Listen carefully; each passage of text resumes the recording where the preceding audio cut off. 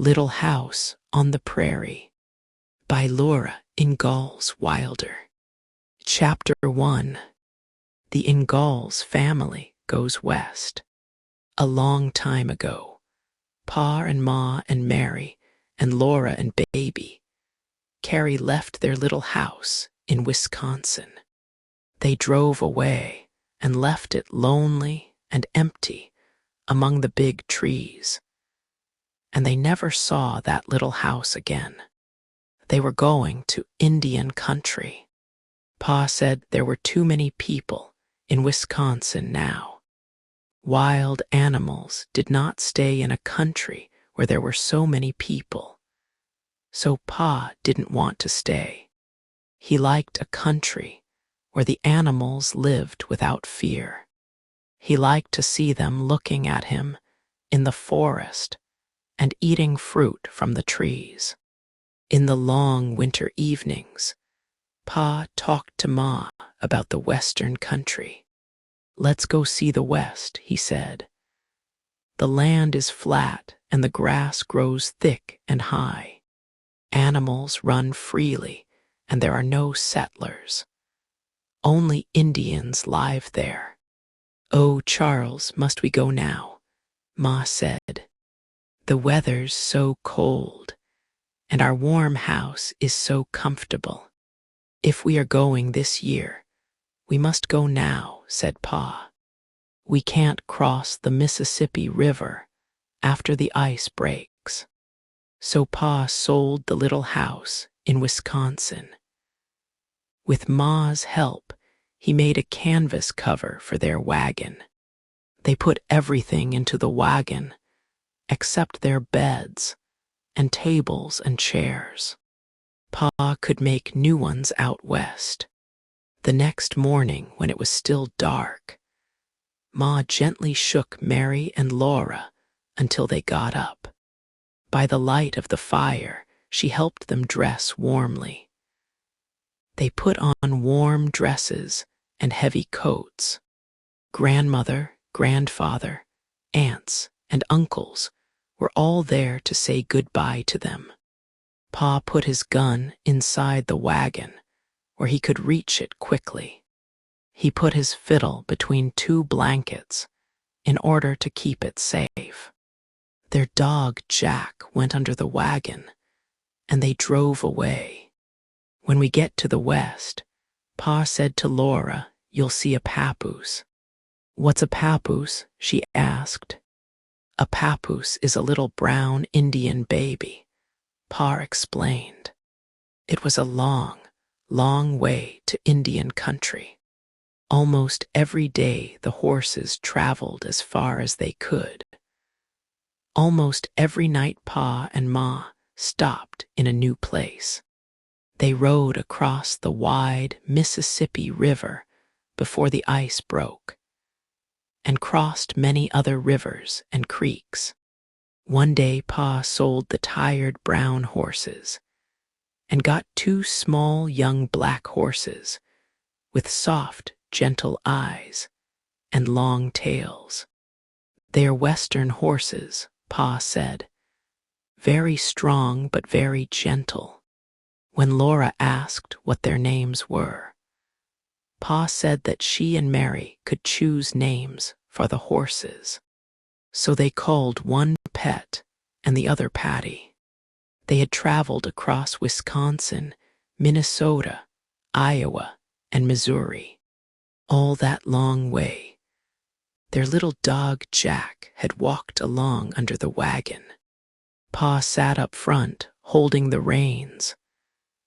Ma sat next to him, straight and quiet. Baby Carrie slept in soft blankets in the back.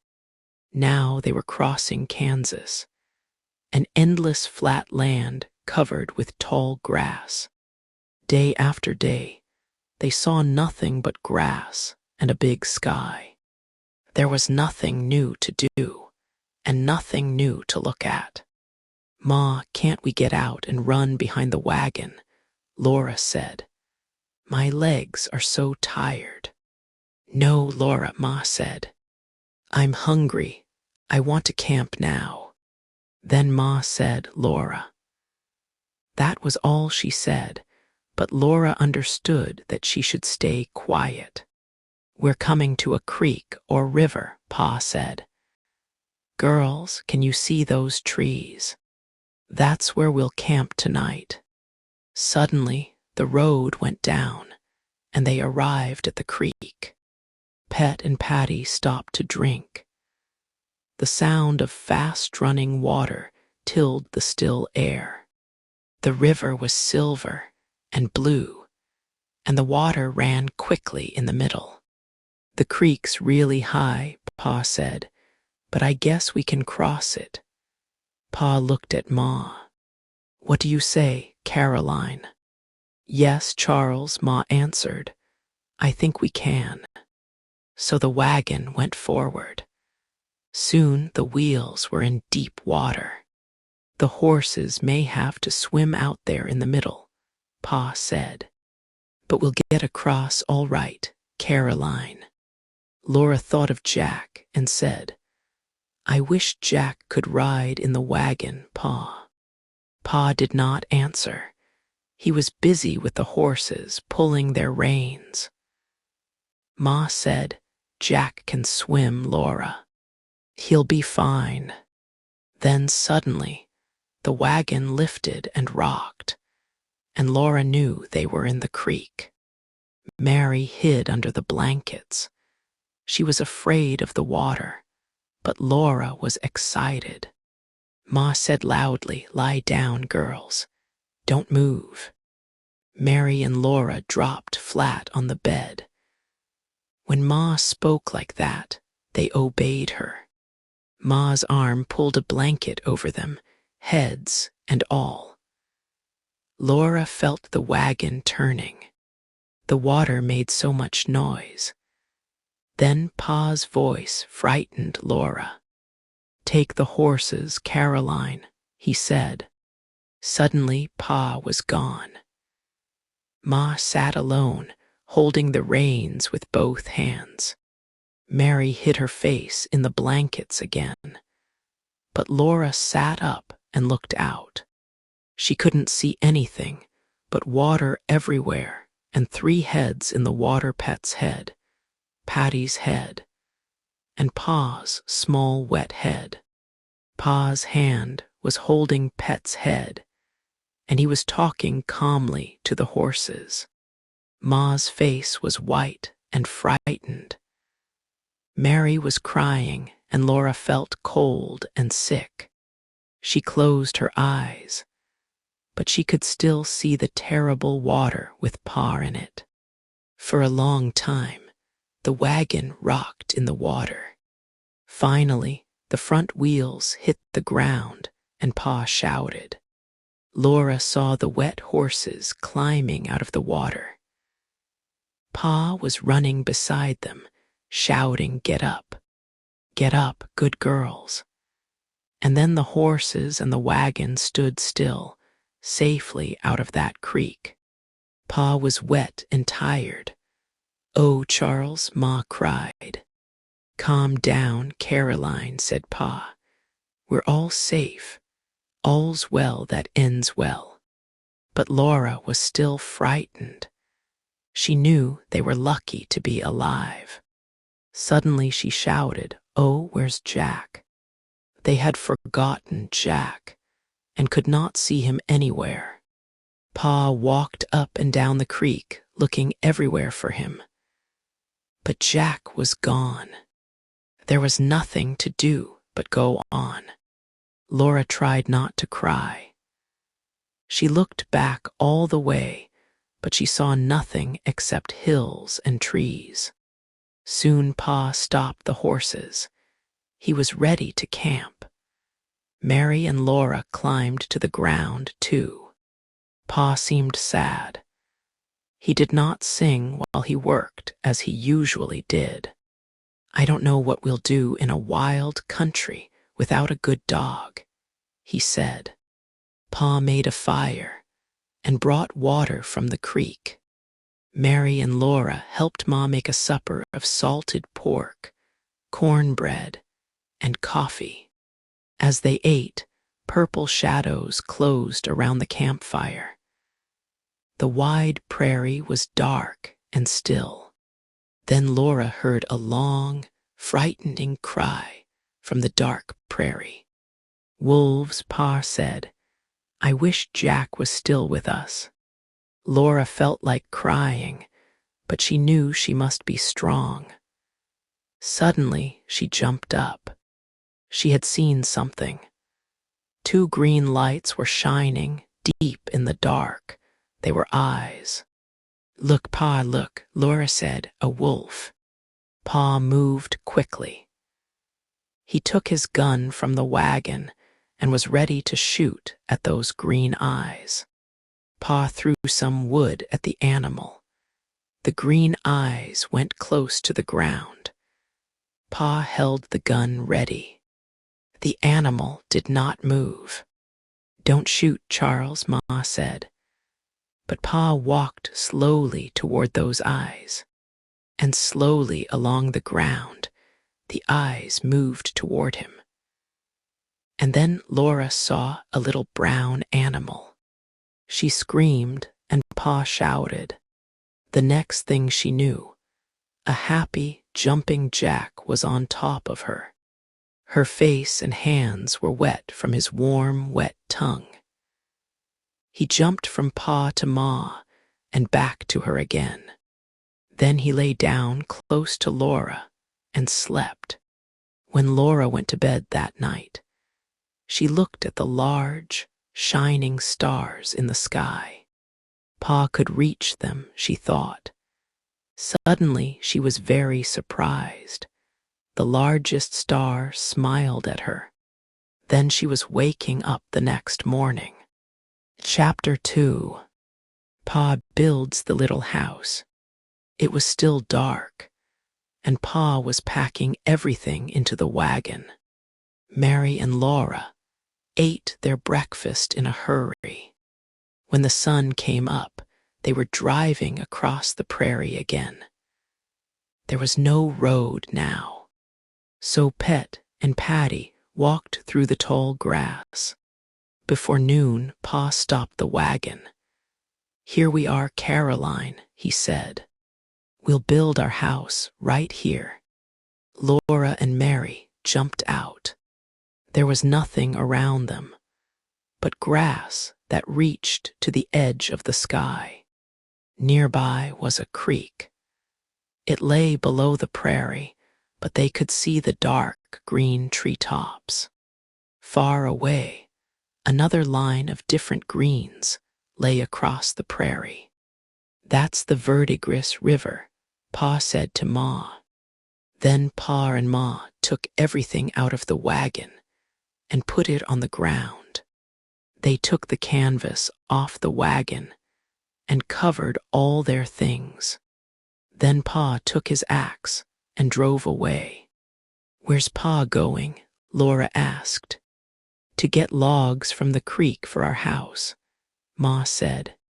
It was strange and frightening to be without the wagon on the high prairie.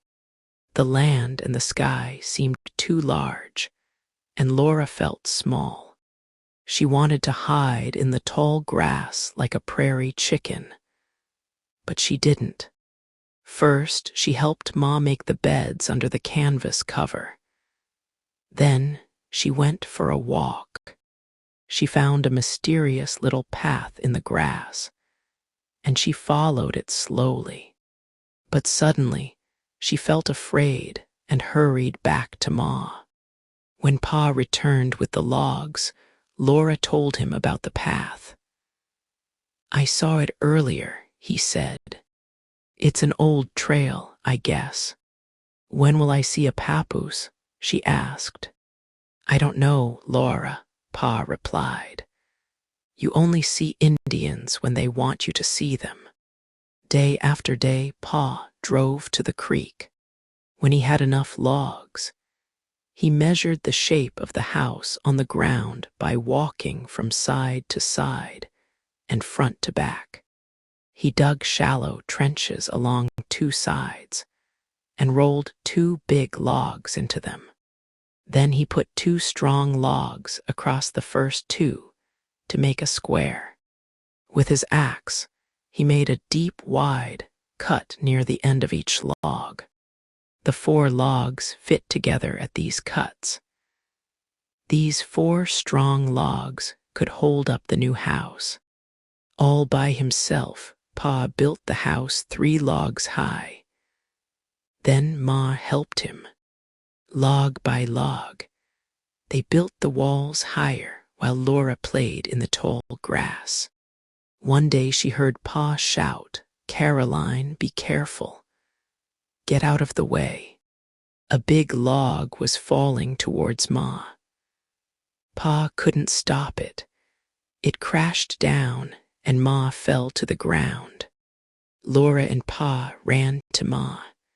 The log was on her foot. Pa lifted it and Ma pulled out her foot. Pa felt her leg. Nothing was broken. "Can you move your arms?" he asked. "Can you turn your head?" Ma moved her arms and turned her head. "I'm all right," she whispered. "Thank God," Pa said.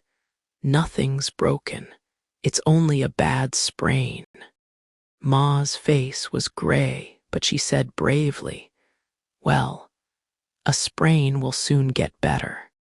Don't worry, Charles." But Ma's foot didn't get better for some time. "The house must wait," said Pa. Then one afternoon, Pa came up the creek road singing. "Good news," he shouted. "We have a neighbor only 3 kilometers away, on the other side of the creek. I met him while I was hunting. He's going to help me finish our house, and then I'll go over and help him with his house." Early the next morning, Mr. Edwards arrived. He was tall and wore old clothes, but he was very polite to Ma. And he was a fast worker. In one day, he and Pa finished the walls. They laughed and sang while they worked, and their axes made the wood fly. They cut holes for a door and 2 windows, and soon the house was finished, except for the roof and floor. Laura ran inside the new house. It smelled sweetly of cut wood and prairie grass. The sun shone through the window holes and fell across Laura's hands and her arms and her feet. The walls were thick, and the house felt large and strong. Ma had cooked a good supper, and she and Pa invited Mr. Edwards to stay. There was rabbit and hot cornbread with pork, and even coffee with real sugar. Then Pa took out his fiddle. Mr. Edwards lay on the ground near the fire to listen, as Pa played Laura and Mary's favorite song, "I Am a Gypsy King." Pa's voice was deeper than an old frog's. Laura could not stop laughing.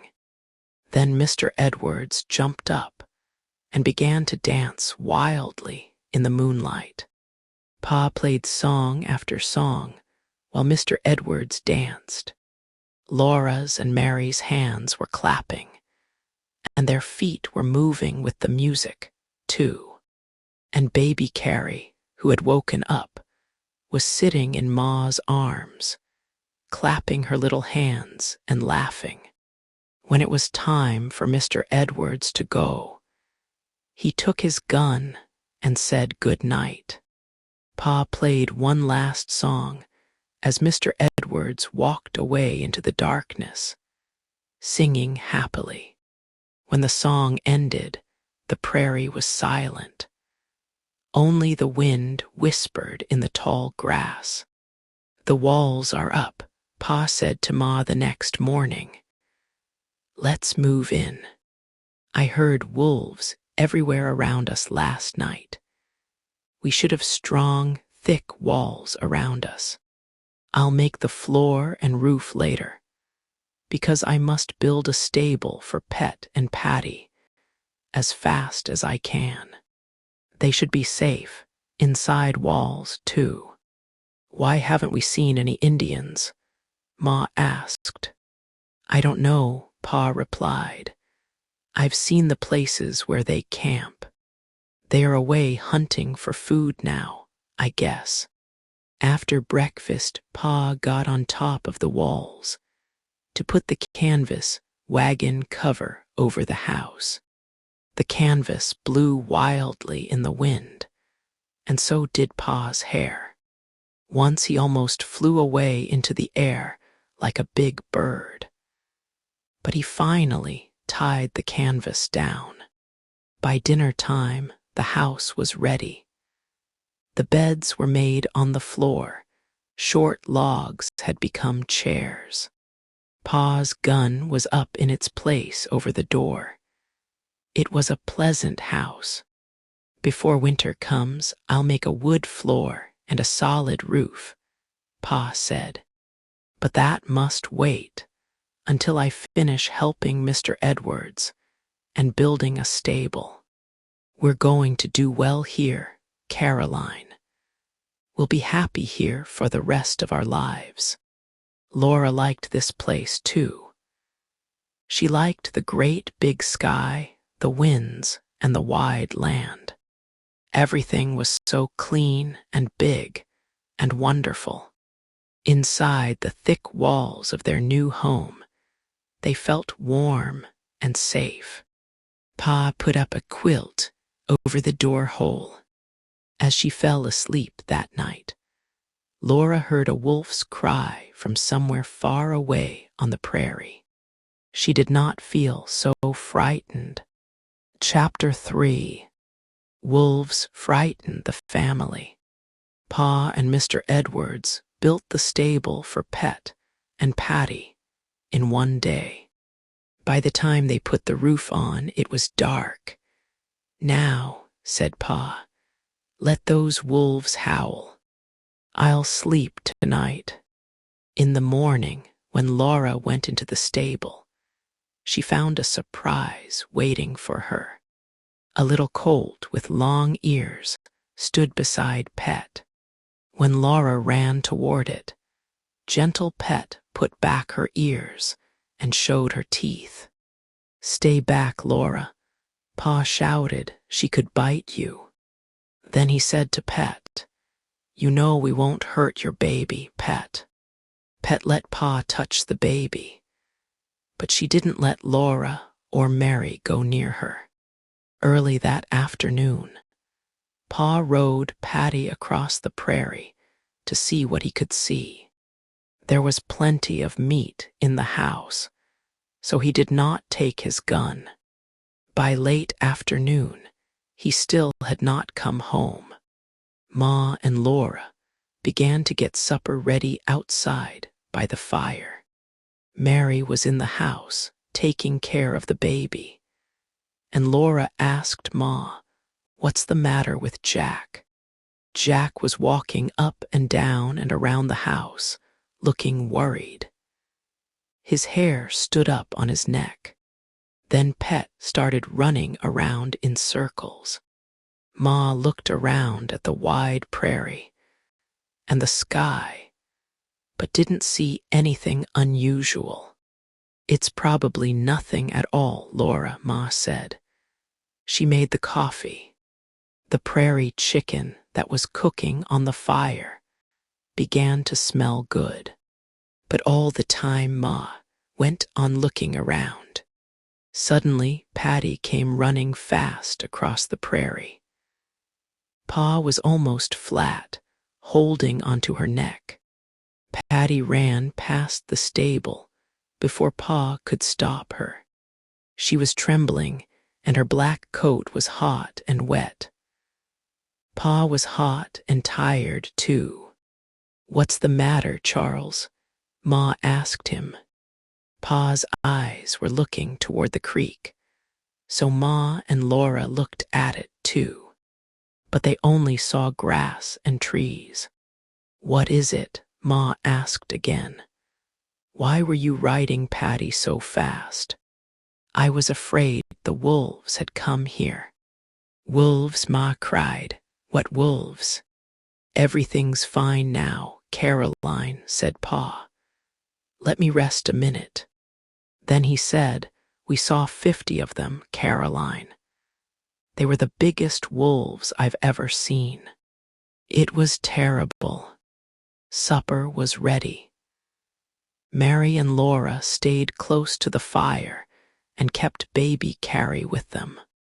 They could feel the darkness everywhere, and they didn't stop looking around. Shadows moved on the prairie.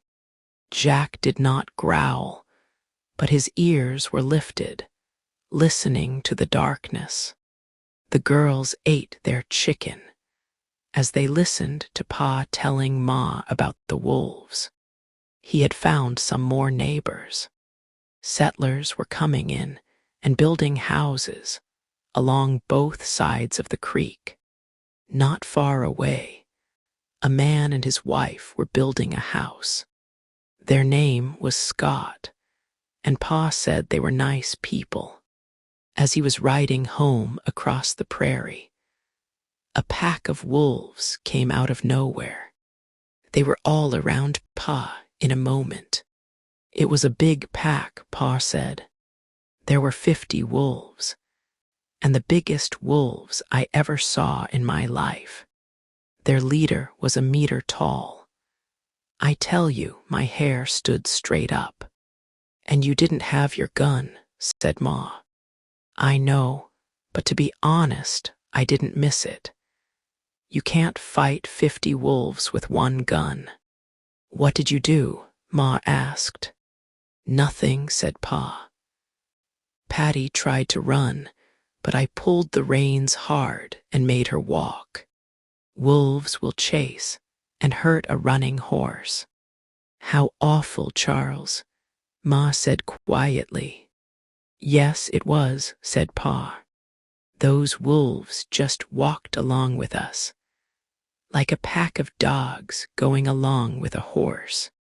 They were all around us, jumping and playing with each other, just like dogs. We were lucky they weren't hungry. Laura's mouth and eyes were wide open. Her heart was beating fast. Patty was trembling all over, Pa said. She was so scared. I was too, but I made her walk. When we got near the creek, the leader turned down toward the creek, and the rest of the pack followed him. That's when I let Patty go. I was scared the whole way home. I thought the wolves might come this way. I knew you could keep the wolves out of the house with the gun. But Pet and her colt were outside. I guess I could save our horses, Charles, Ma said. I know, said Pa. I wasn't thinking straight. But the wolves are far from here by now, and all's well that ends well. Jack was walking around the campfire. When he stopped to smell the air, the hair lifted on his neck. It's time for bed, girls, Ma said. She took them all into the house, but it took Laura a long time to fall asleep. Suddenly, she was sitting straight up in bed. She had been asleep. Light from the moon was coming through the window and the cracks in the wall. Pa was standing there with his gun. Suddenly, a wolf howled right in Laura's ear. She pulled away from the wall. The wolf was just on the other side of it. Laura was too scared to speak. Then many wolves started howling all around the house, and Laura got out of bed. Pa turned his head and saw her standing there. Do you want to see them, Laura? He asked softly. Without saying anything, Laura walked over to Pa. He put down his gun and lifted her up to the window. There in the light of the moon sat a half circle of wolves. They looked at Laura, and she looked at them. The biggest one was taller than Laura. His coat was gray, and his eyes were shining and green. Laura looked and looked at that wolf.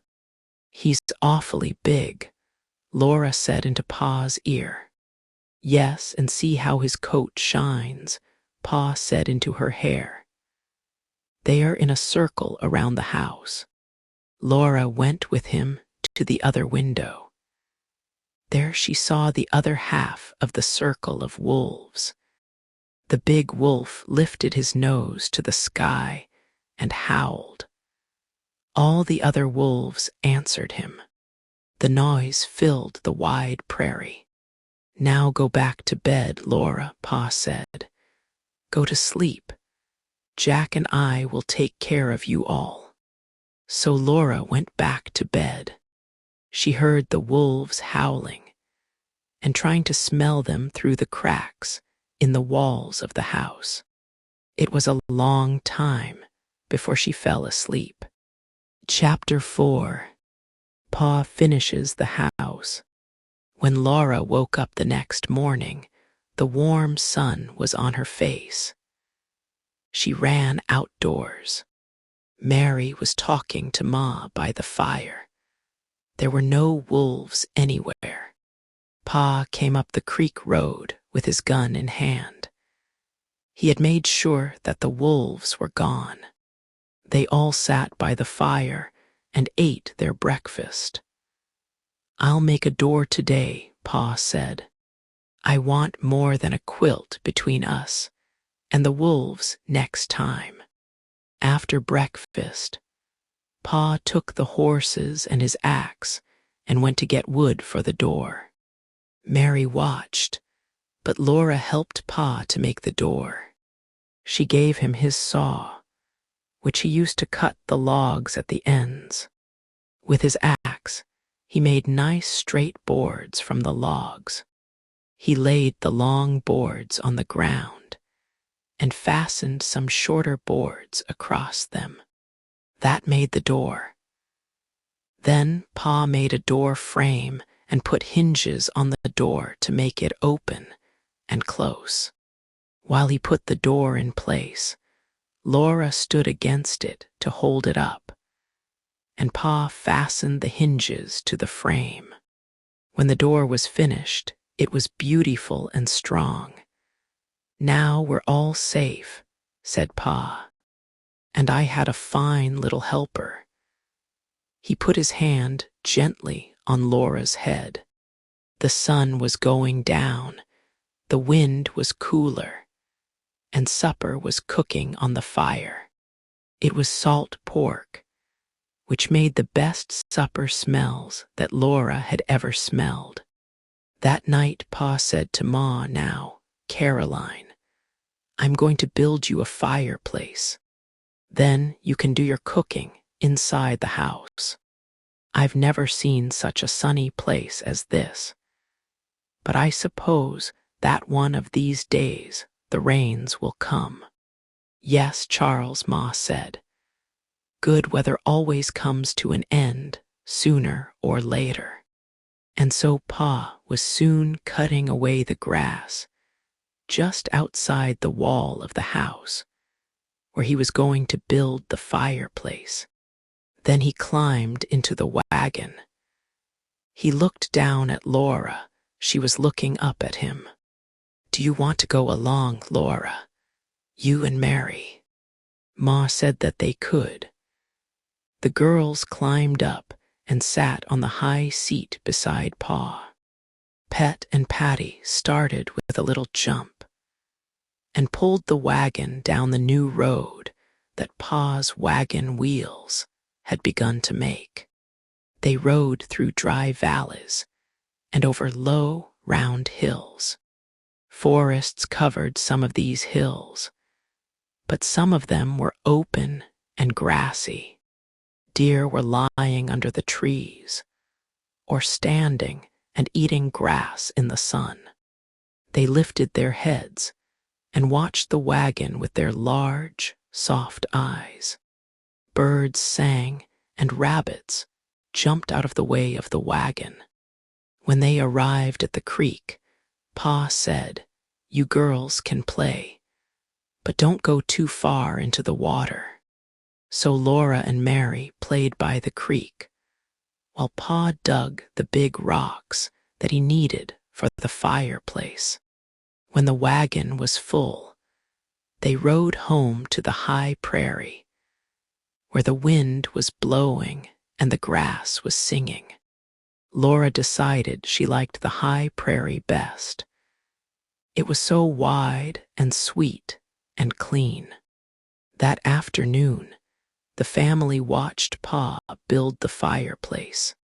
First, he had cleared grass in a square outside the house wall. Now he put a row of rocks around the square. Next, he mixed earth and water to a beautiful, thick mud. He put some mud over the rocks. In the mud, he put another row of rocks. With rocks and mud, and more rocks and more mud, Pa built the fireplace and chimney as high as the house wall. Then he used wood and mud to finish the top of the chimney.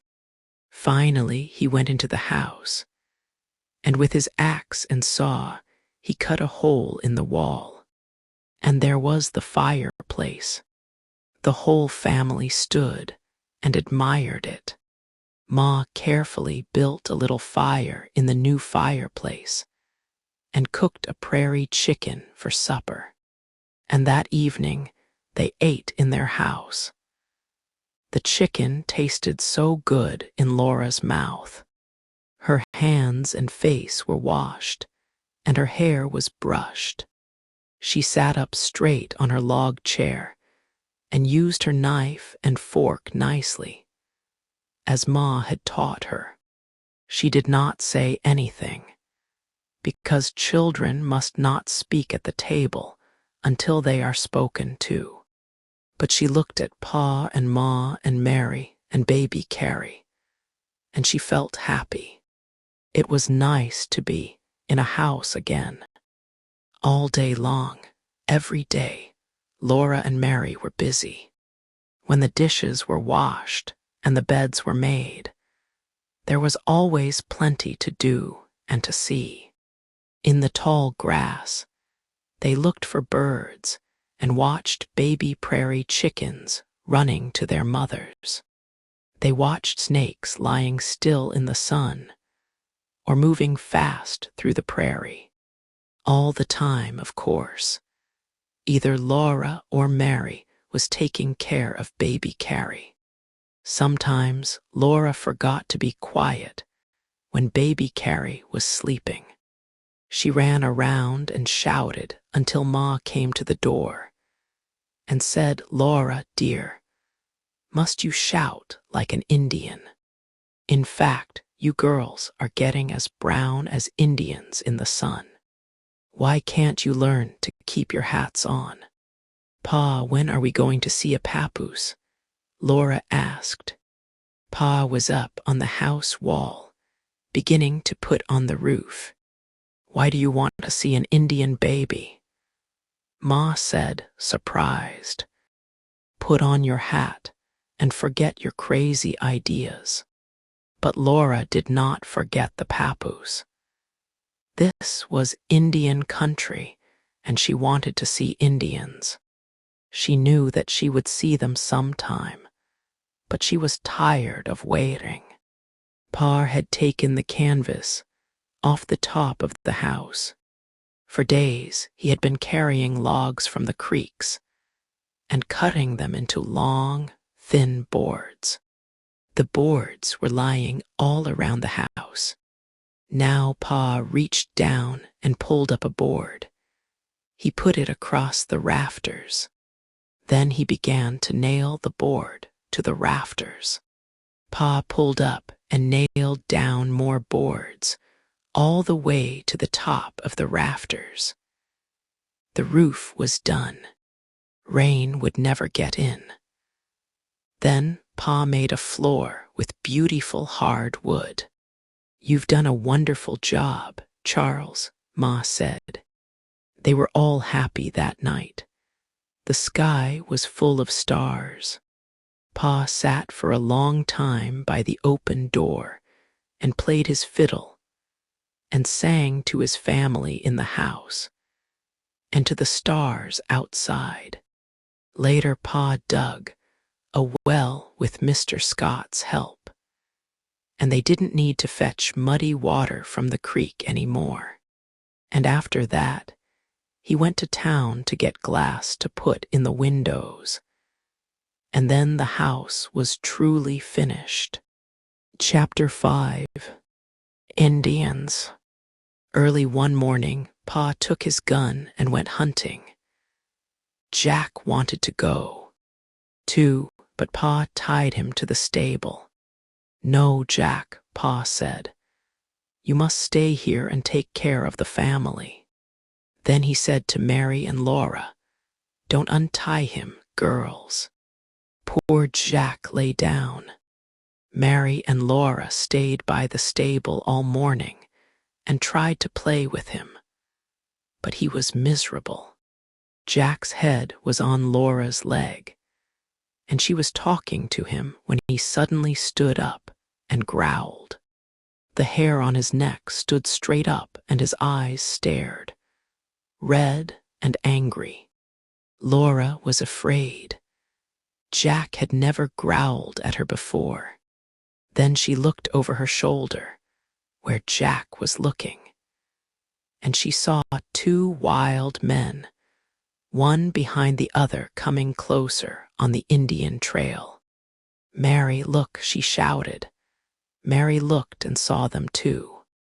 They were tall, thin, fierce-looking men. Their skin was reddish-brown. Their eyes were black and shining. There were feathers on their heads. "Indians," Mary whispered. Laura suddenly felt cold. Her legs trembled. Jack growled angrily. The Indians came closer and closer. Then Mary and Laura watched them walk right into the house. Jack was growling, jumping, and trying to break free. "Jack's here," Laura whispered to Mary. "We'll be safe if we stay close to him." "But they are in the house," Mary whispered. "They are in the house with Ma and Carrie." Then Laura began to shake all over. She knew she must do something. What were the Indians doing to Ma and baby Carrie? There was no sound from the house. "Oh, what are they doing to Ma?" Laura screamed in a whisper. "Oh, I don't know," Mary whispered. "I'm going to untie Jack," Laura whispered loudly. "He'll kill them." "Pa told us not to do that," Mary answered. "He didn't know Indians would come," Laura said. "He said not to untie Jack." Mary was almost crying. Laura thought of little baby Carrie and Ma. There in the house with those Indians. "I'm going in to help Ma," she said. She ran 2 steps and then turned and flew back to Jack. She hid her face against his neck. "We mustn't leave Ma in there alone," Mary whispered. She stood still and trembled. Laura made herself leave Jack. She shut her eyes and ran towards the house as fast as she could. She fell down and her eyes opened. She got up again and started running. Mary was right behind her. They came to the door.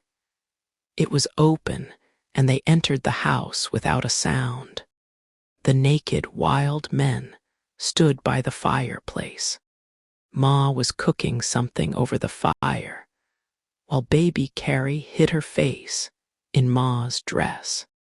Laura ran towards Ma, but as she reached the Indians, she smelled something awful.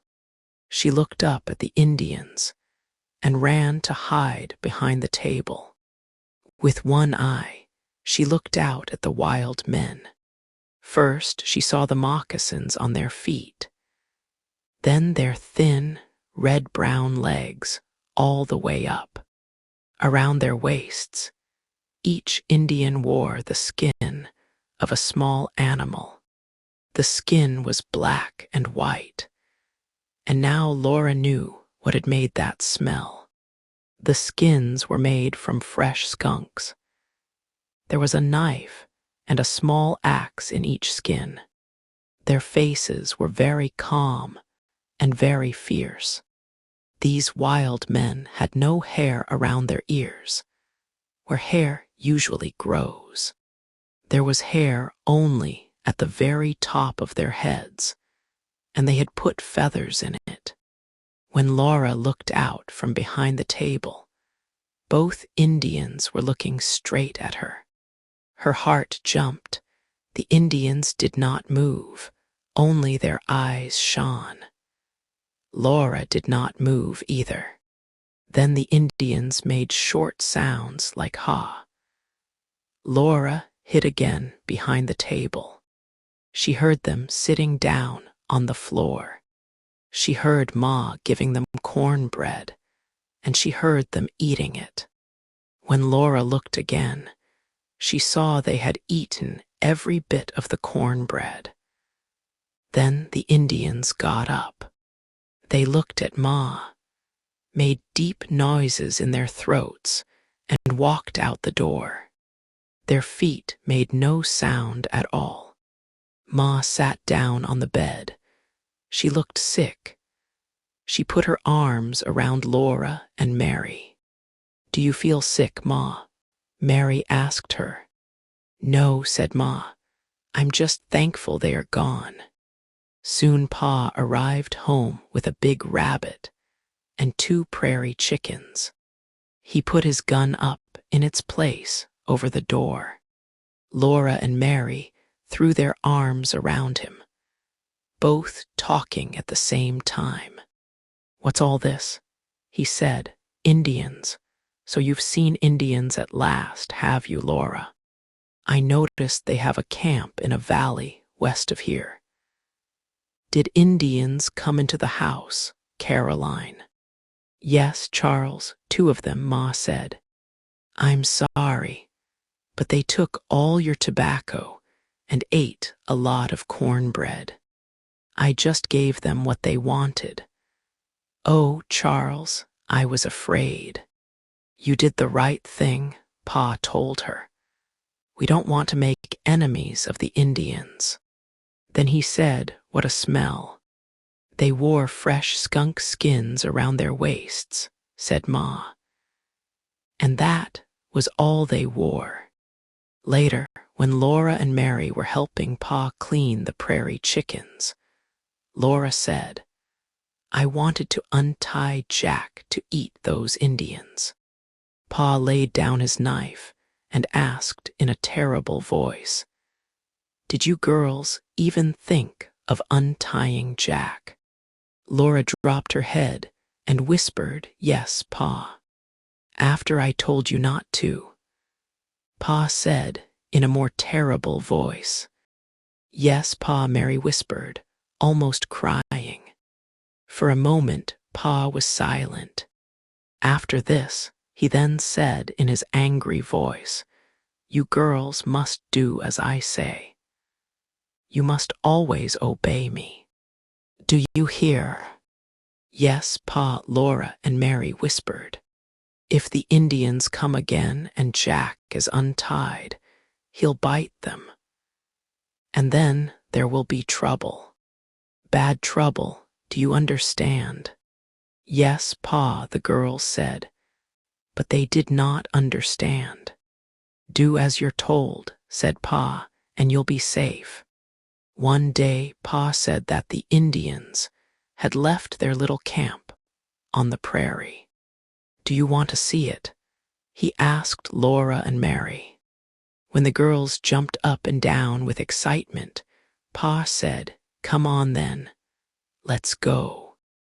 The ground was hot under their feet. They went farther and farther into the big prairie. At last, they went down into the little valley where the Indians had camped. Laura and Mary looked around. There were small animals, flowers, and trees. It was a beautiful, secret place. "Pa, are there other Indian camps on the prairie?" Laura asked. "Yes, Laura," he answered. "Are there Indians in them?" she whispered. "I don't know," said Pa. "Perhaps." She held one of his hands, and Mary held the other.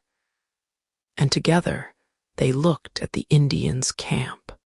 There were old campfires. They could see where Indian horses had eaten the grass, where big and small moccasins had walked, and where Indians had cooked and eaten. Suddenly Laura shouted, "Look, look!" Something bright blue was shining on the ground. She picked it up. It was a beautiful blue bead.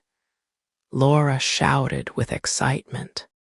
Then Mary saw a red bead, and Laura saw a green one, and they forgot everything except beads. They found white beads and brown beads, and more red and blue beads. All that afternoon they looked for beads. When they had finished, the sun was going down. Laura had a handful of beads, and so did Mary. Pa put them carefully in his pockets, and they all went home together. Supper was cooking on the fire when they arrived, and baby Carrie was playing on the floor. "Sorry we're late," said Pa, and then he took the beads out of his pockets and showed them to Ma. "But look what the girls found," he said. "Oh, they're beautiful," Ma said with a smile. Laura thought the beads looked even prettier than before.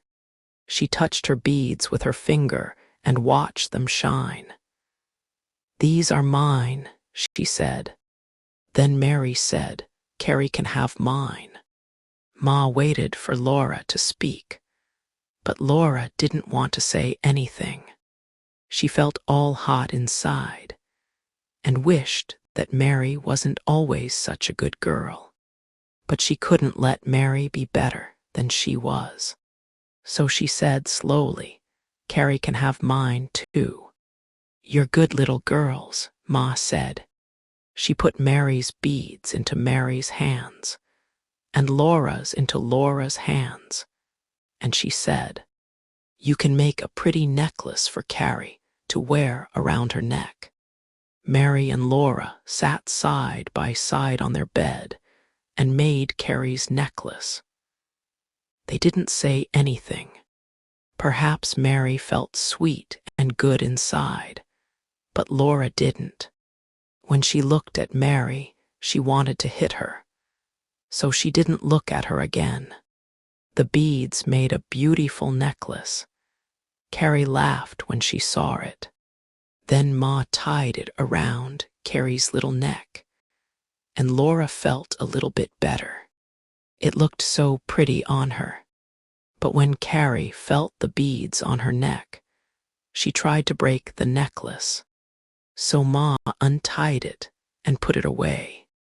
"Carrie can wear it when she's older," Ma said. Laura still wanted those pretty beads for herself. But she knew it had been a wonderful day. She knew she was never going to forget the Indian camp. Chapter 6. Summertime on the Prairie. Summer had come to the prairie, and the air was still and warm. One evening, Laura and Pa were sitting outside under a big moon, while Pa played his fiddle. Everything was so beautiful. Laura wanted it to stay that way forever. Suddenly she heard a strange, low sound far away. "What's that?" she asked. Pa listened. Cattle, he said. It must be the cattle herds going north.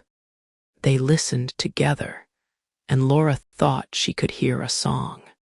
Is that singing, Pa? She asked. Yes, Pa said. The cowboys are singing to their cattle. It's time for them to sleep, and you too.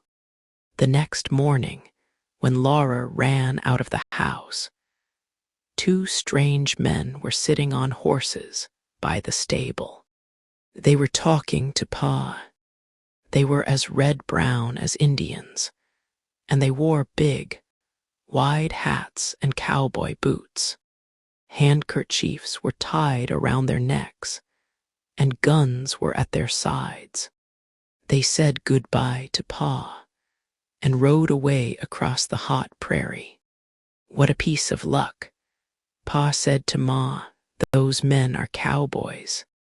They want me to help them to move the cattle across the creek. They'll pay me with beef. How would you like a good piece of beef? Oh, Charles, Ma said, and her eyes shone. Pa tied his biggest handkerchief around his neck. He showed Laura how a cowboy pulls it up over his mouth and nose to keep the dust out. Then Pa rode Patty down the Indian trail. All day the sun shone hot, and the sound of cattle herds came nearer. Laura and Mary could see the dust that they made. Pa came riding home as the sun was going down, covered with dust. There was dust in his hair and around his eyes, and dust fell from his clothes. He was going to work again the next day, because the cattle were not across the creek yet. The cattle moved slowly, eating grass as they went. Pa fell asleep soon after supper that night. Laura lay awake and listened to the sounds of the cattle on the prairie and the high, lonely songs of the cowboys. The songs sounded like the crying of wolves under the moon, and they made Laura feel sad. All the next day, Laura and Mary watched the prairie. Suddenly, out of the dusty grass, not far from the stable, cattle came running. They ran fast, their feet beating the ground. A cowboy on a black and white horse rode faster to get in front of them. He waved his big hat and shouted at the cattle as he moved them along. They all went over a low hill and disappeared. Laura ran around outside, waving her hat and shouting wildly. Laura, Ma said, "Stop that. A young lady shouldn't shout like that." "I wish I could be a cowboy, Ma," Laura said. Late that afternoon, Laura saw Pa riding home with two cowboys, a cow, and a little black and white calf. Pa tied the cow to the stable and said goodbye to the cowboys. Ma's eyes opened wide when she saw their new animals. "They gave me the cow because she was too thin to sell," Pa said when he came in the house. "And the calf is too small to travel. They gave me the beef, too." Then Pa went out to the stable to get some milk from the cow for baby Carrie. They watched her drink all that good milk. Baby Carrie's little red tongue cleaned her milky lips, and she laughed. Ma cooked the beef, and everyone felt happy. Nothing had ever tasted as good as that thick, red meat. The cattle were far away now, and the girls couldn't hear the songs of the cowboys anymore. A little later in the year, there were blackberries, and in the hot afternoons, Laura went with Ma to pick them in the bushes by the creek. There were mosquitoes everywhere in the blackberry bushes, and they liked to bite Laura and Ma. Laura's fingers and her mouth got purple-black from eating the big blackberries. Her face, hands, and feet were covered with mosquito bites. But every day they brought home buckets full of berries, and Ma laid them out in the sun to dry. In the day, there were only a few mosquitoes in the house. But at night, if the wind wasn't blowing hard, there were lots of them. On still nights, Pa burned wet grass around the house to keep the mosquitoes away. But they came just the same. Pa could not play his fiddle in the evenings because so many mosquitoes bit him. Mr. Edwards did not visit after supper because there were too many mosquitoes in the creek, and every morning Laura's face was full of red mosquito bites. "It'll get colder soon," Pa said, "and then they'll go." Laura did not feel very well.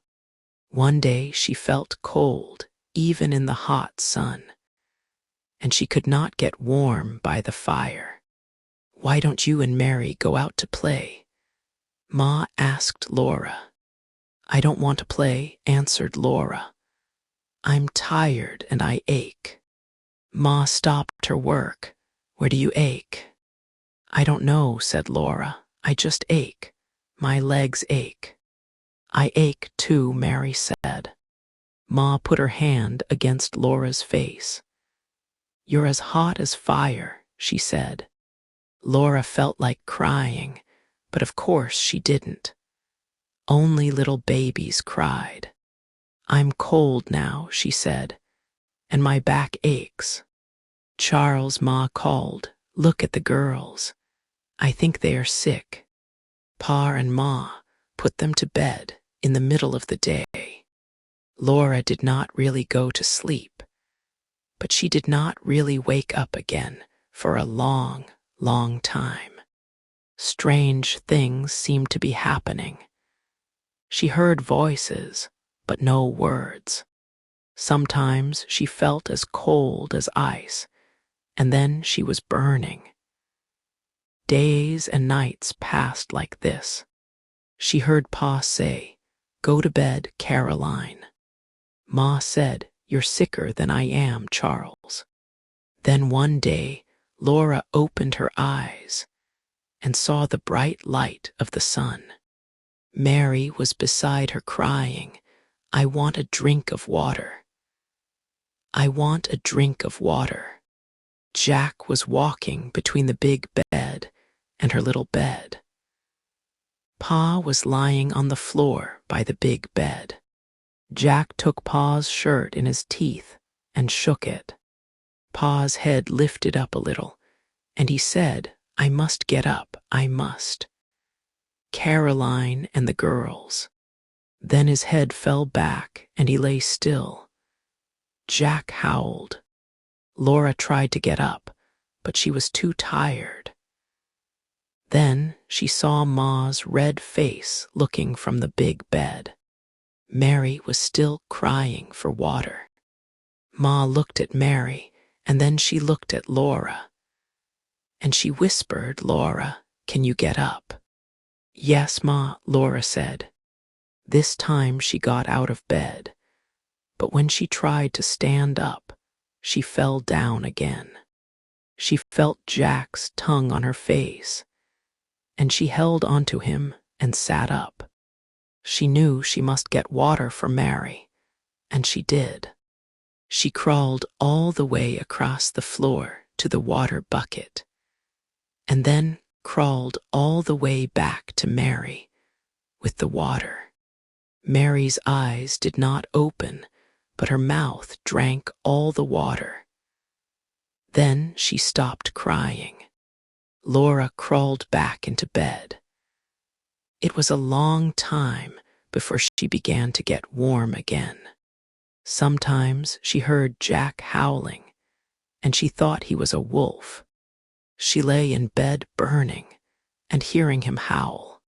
She heard the voices talking again, and she opened her eyes and saw a big, black face close to hers. Its eyes were black and soft. This face smiled, and a deep voice said softly, "Drink this, little girl." Laura opened her mouth, but the drink was bitter, and she turned her head away. The deep voice said again, "Drink it. It will make you well." So she drank the bitter medicine. When Laura woke again, a fat woman was by the fire. She brought Laura water and a cup of something hot that tasted good, like chicken. "Drink it all up, like a good child," she said. Laura looked at Mary asleep beside her. She looked at Pa and Ma asleep in the big bed. Jack lay half asleep on the floor. Laura looked again at the fat woman and asked, "Who are you?" "I'm Mrs. Scott," she said, smiling. "I'm here to take care of everything until you're all well. Now go to sleep." The next morning, Laura felt so much better that she wanted to get up. But Mrs. Scott said she must stay in bed until the doctor came. Laura was surprised when she saw him. He was the black man. Laura had never seen a black man before, and she could not take her eyes off Dr. Tan. He talked with Pa and Ma and laughed his big laugh before he hurried away. Mrs. Scott said that all the settlers along the creek were sick. She had been going from house to house, working day and night. "You're lucky to be alive," she said. "It's because Dr. Tan found you when he did." Dr. Tan was a doctor with the Indians. He was on his way to the town of Independence when he passed Pa's house. Strangely, Jack, who usually hated strangers, had run after Dr. Tan and made him come in. "And here you all were, more dead than alive," Mrs. Scott said. "All of you sick at the same time. Dr. Tan stayed with you a day and a night before I came. Now he's taking care of all the sick settlers." The next day, Pa and Laura were out of bed. The next day, Ma got up, and then Mary. They were all thin and shaky, but they could take care of themselves. So Mrs. Scott went home. "How can we ever thank you?" Ma said. "It's nothing," Mrs. Scott said. "Neighbors are there to help each other." Pa was thinner and walked slowly, and Ma often sat down. Mary and Laura didn't feel like playing, but every day they got a little bit stronger. Pa couldn't work outside, so he sat in the house and made a beautiful chair for Ma. He played his fiddle, and Mary and Laura were happy. No one knew in those days that the illness was malaria, and that it came from the mosquitoes. Chapter 7. Mr. Edwards Meets Santa Claus. The prairie had changed. Now the days were short and cold, and the wind howled. Day after day, the cold rain fell. Mary and Laura played close to the fire and listened to the wet sound of rain. The nights were cold, but it never snowed. Every morning they saw only sad, wet grass. They wished they could see snow. Laura was worried because Christmas was near, and Santa Claus could not travel without snow. Mary thought that, with or without snow, perhaps Santa Claus couldn't find them. so far away in Indian Territory. What day is it? The girls asked Ma. How many more days until Christmas? And they counted the days until there was only one more day to go. Rain was still falling that morning. Perhaps there won't be a Christmas this year, Laura said. Still, she went on hoping. But when Ma opened the door to let in some air, and Laura heard the noise of the creek, she knew there was not going to be a Christmas that year. The creek was full and roaring with water. Santa Claus could not possibly cross it. Pa came in bringing a big fat turkey. "How's that for a Christmas dinner?" he asked. "Pa, is the water in the creek going down?" Mary asked. "No, Mary, the water is moving fast. It'll be too dangerous for Mr. Edwards to try to cross it now," Pa replied. Mr. Edwards was invited to eat Christmas dinner with them. But now it looked impossible. "No," Pa said, "I don't think Edwards will be here tomorrow." "Then Santa Claus can't come either," said Mary. "It's too bad," Ma said, "but I know he hasn't forgotten you girls. He'll come next year, I'm sure." Still, Laura and Mary were not happy. It did not seem at all like Christmas. Even Pa did not want to play his fiddle. After a long while, Ma suddenly stood up. "I'm going to put up your stockings, girls," she said. "Perhaps something will happen." Laura's heart jumped. But then she remembered the roaring creek and felt sad. She and Mary watched Ma put their stockings over the fireplace. "Now go to sleep," Ma said, kissing them as they lay in their beds. "Morning will come quicker if you're asleep." Then Laura heard Jack growl and someone crying, "Ingalls! Ingalls!" When Pa opened the door, Laura saw that it was morning. "Edwards, come in, man. What's happened?"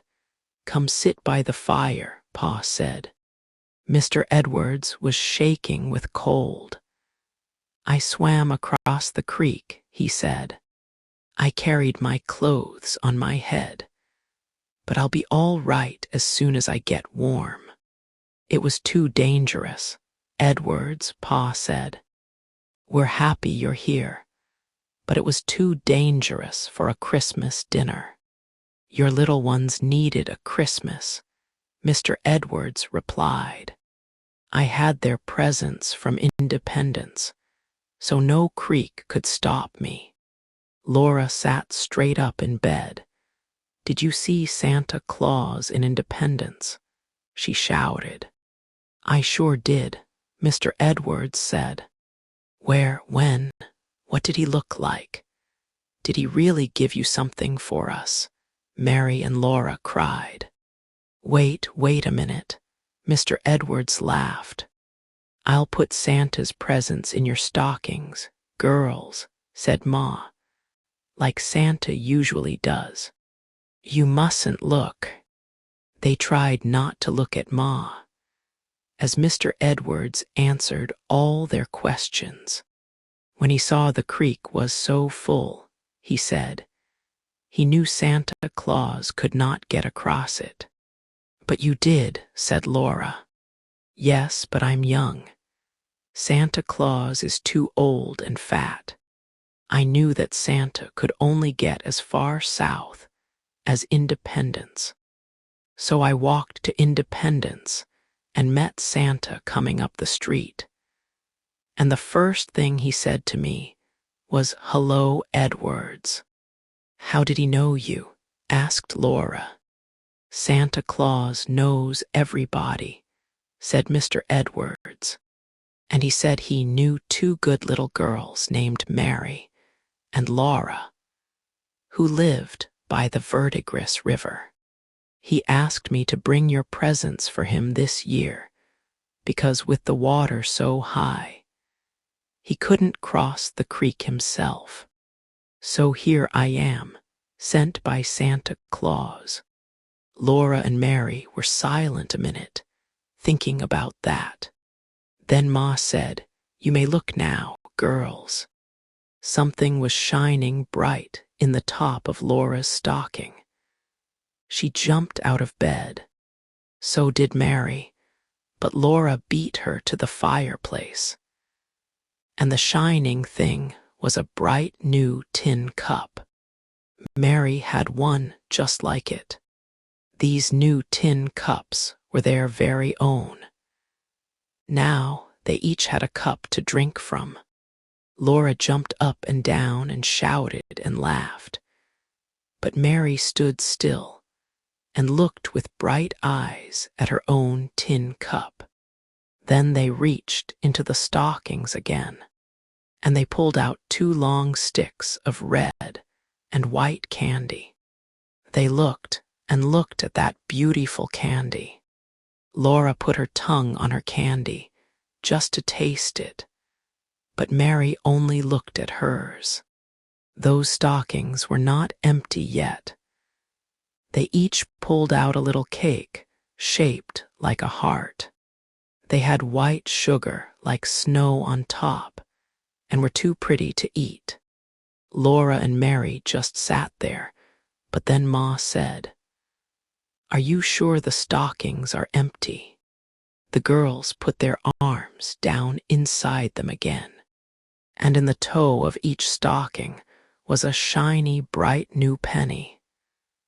They could not speak. There had never been such a Christmas. "Aren't you going to thank Mr. Edwards?" Ma said gently. "Oh, thank you, Mr. Edwards." "Thank you," they said, and they meant it with all their hearts. Pa shook Mr. Edwards' hand, and Pa and Ma and Mr. Edwards looked like they were almost crying. Laura didn't know why. Then Ma's eyes opened wide. Mr. Edwards was taking sweet potatoes from his pockets. They were for Christmas dinner. Mr. Edwards had brought them all the way from town, too. "It's too much, Edwards," Pa said. "We can never thank you enough." For Christmas dinner, there was the big, tasty turkey. There was bread that Ma had made, and there were the sweet potatoes. And after all that, they ate dried blackberries and little cakes.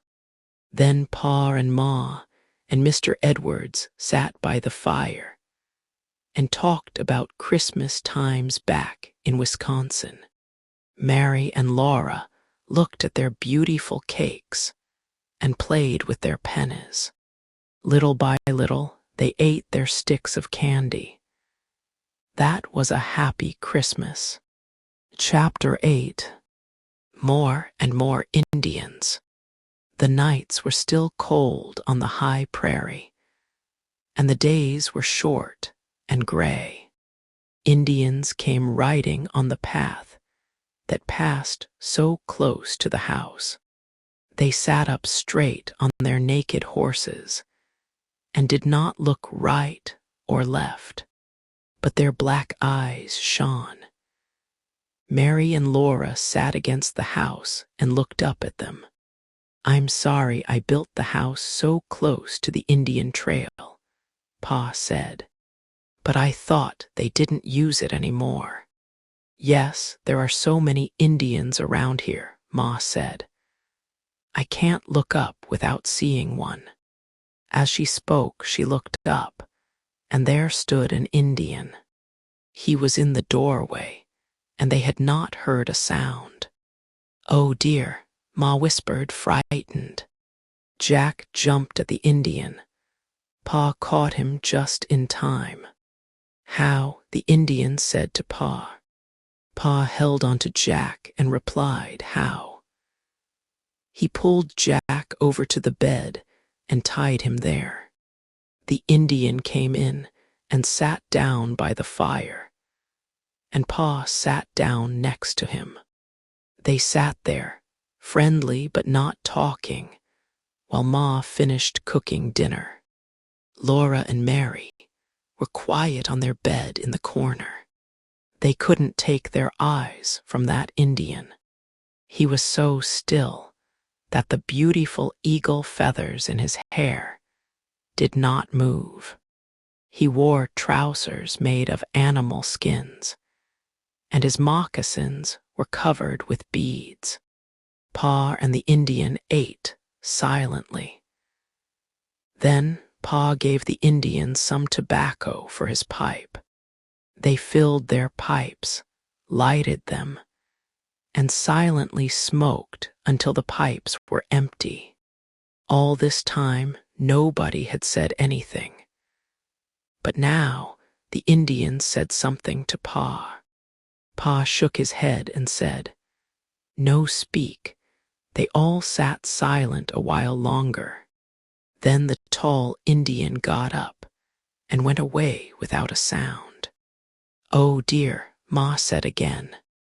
Pa said the Indian was an important man.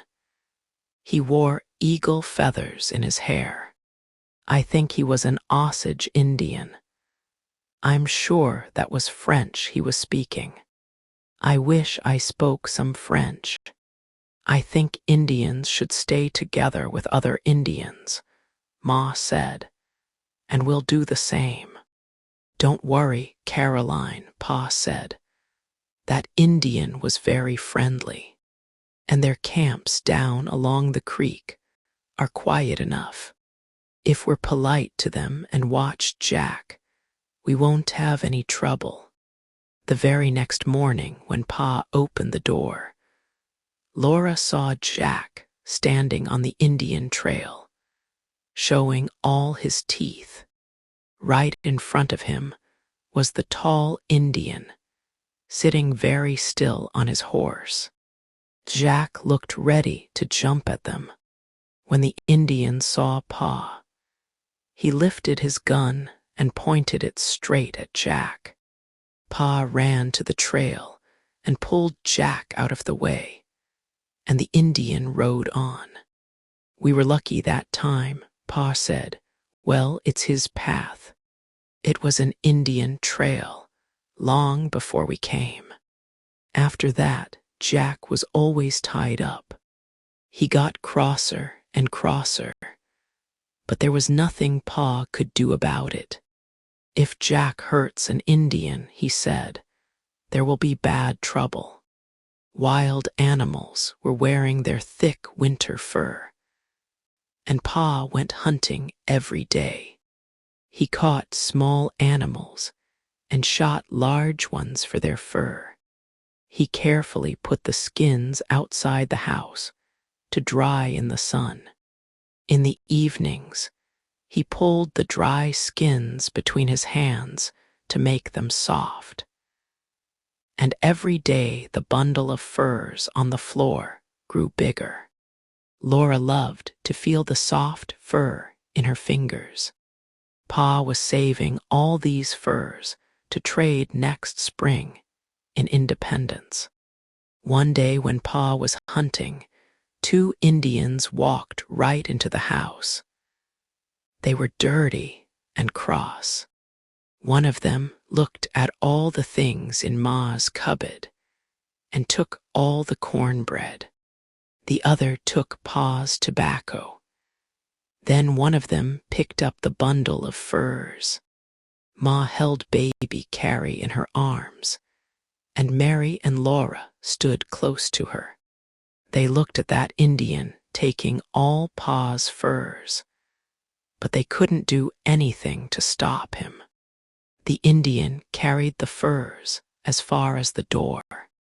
Then the other Indian said something to him in an angry voice, and he dropped the bundle.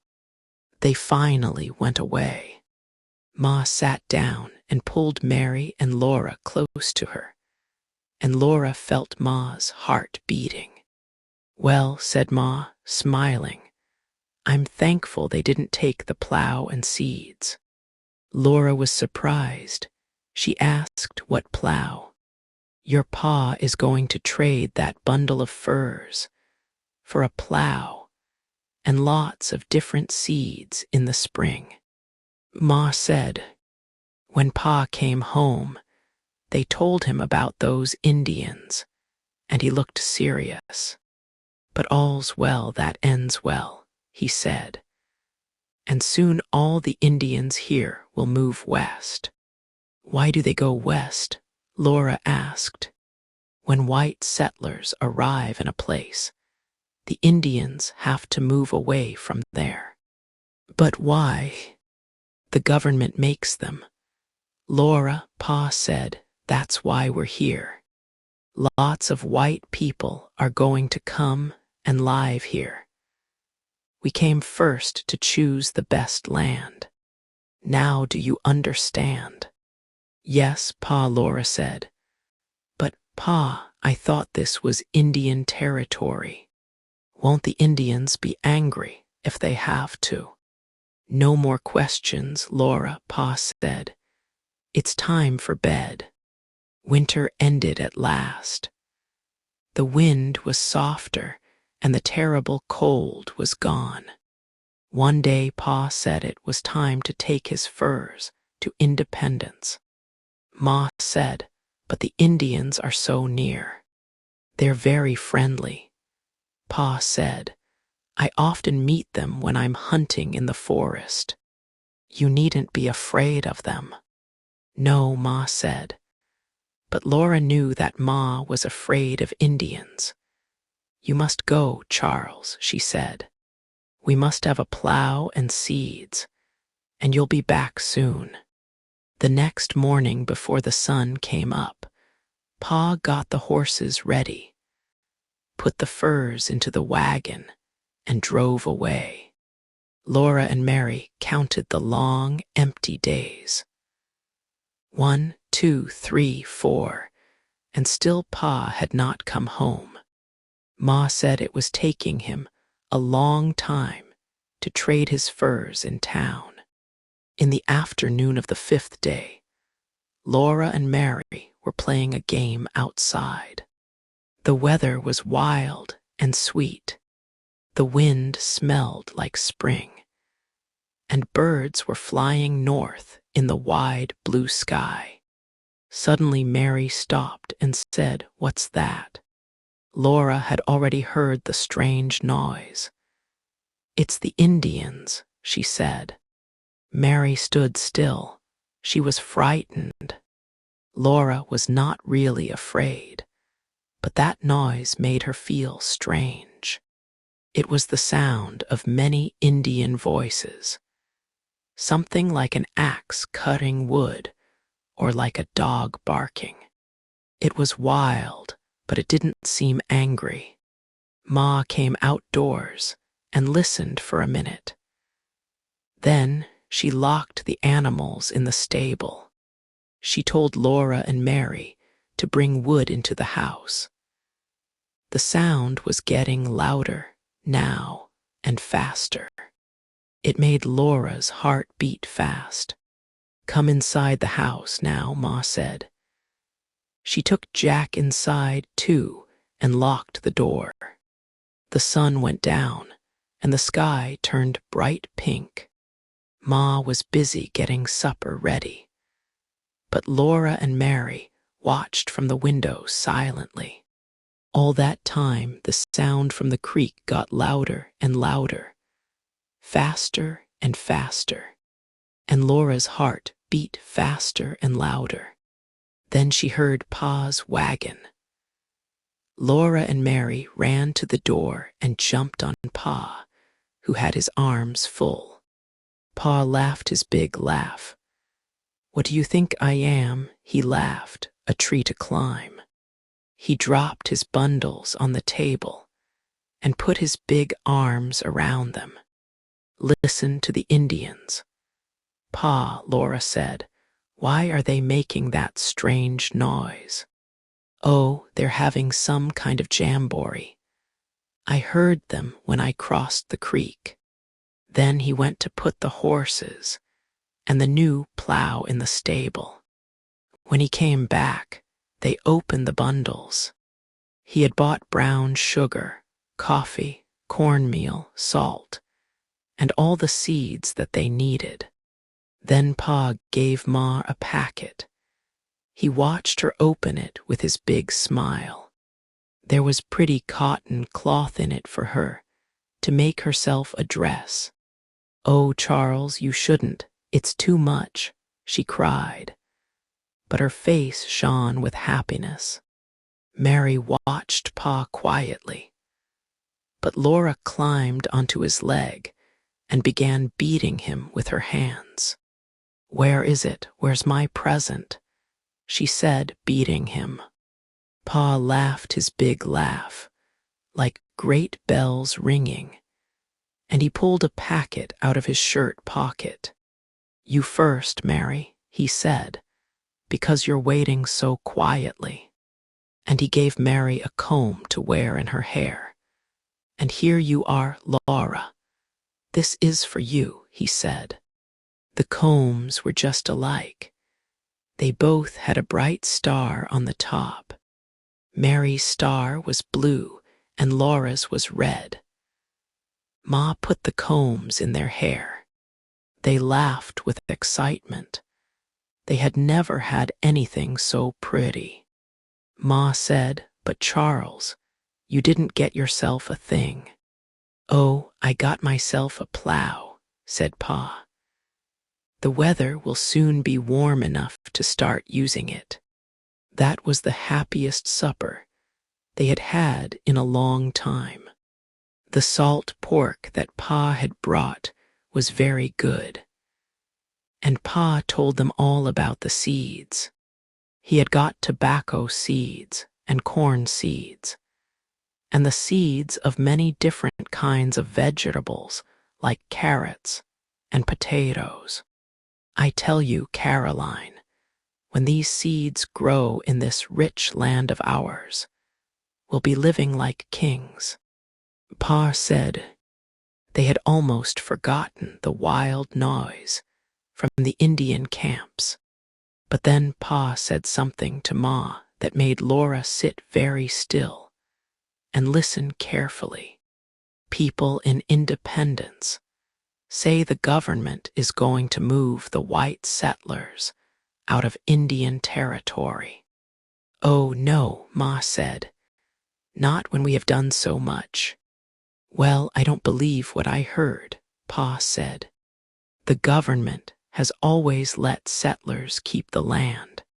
I think they'll make the Indians move west again." Laura lay awake in bed a long time that night. She could still hear the noise of the wild jamboree in the Indian camp. Their fierce cries were carried on the screaming wind. They made her heart beat faster and faster and faster.